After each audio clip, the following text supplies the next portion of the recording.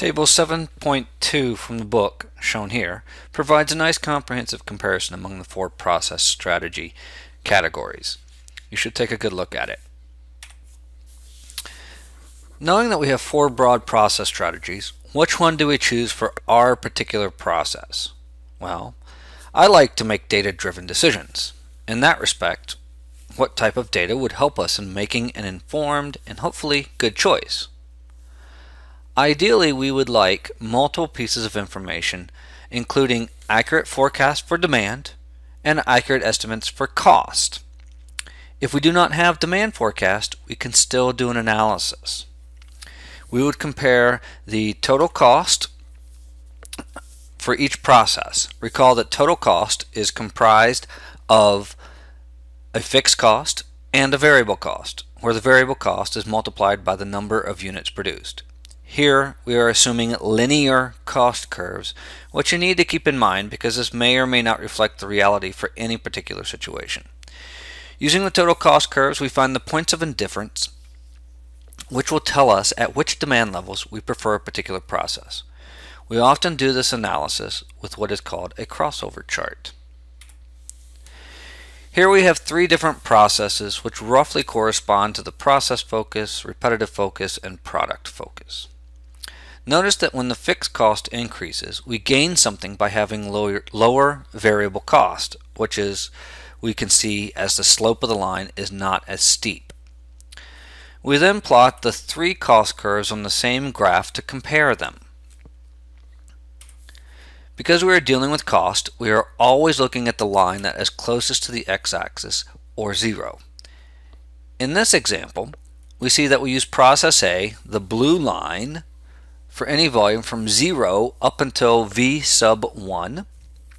At V sub 1, we are indifferent between process A and process B because the two total costs are the same at this point.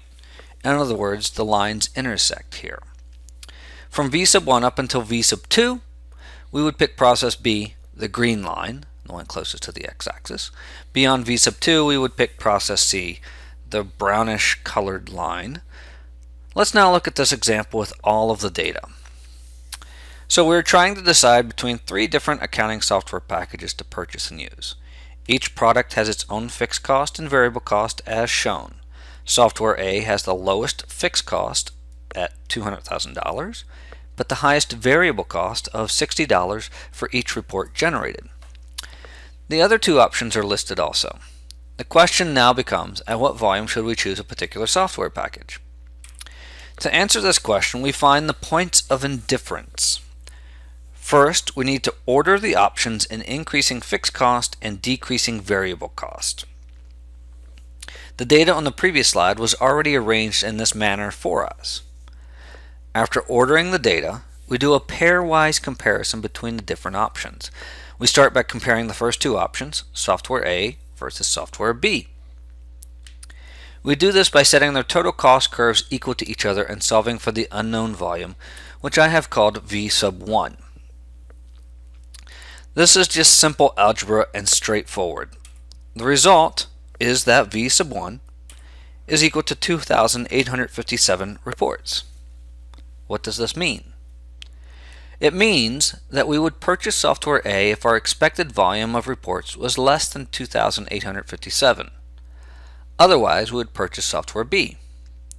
But we are not finished with the analysis yet. We still have to consider software C. So now compare software B to software C by setting their two cost curves equal to each other. Again, we use algebra to solve for the volume, which I have labeled V sub 2 in this case. The result is that V sub 2 is about 6,666 reports. So what does this mean? How does that affect what we did for V sub 1? Our final analysis should say something like the following. If our expected volume of reports is less than 2,857, we should purchase software A. If our expected volume of reports is between 2,857 and 6,666, then software B should be chosen. If our expected volume of reports is above 6,666, then software C is the best choice in terms of total cost. Now, what happens if our estimated volume is close to one of those points of indifference, V sub 1 or V sub 2? We should be very cautious and at least determine where the forecast came from. We may also wish to consider additional information before making a final purchasing decision. So I just cautioned you about making a big process strategy decision if your estimated volume is close to one of the points of indifference. This is primarily because changing processes can be both difficult and expensive. It may even mean that you have to start over. In this sense, it is important to get it right the first time.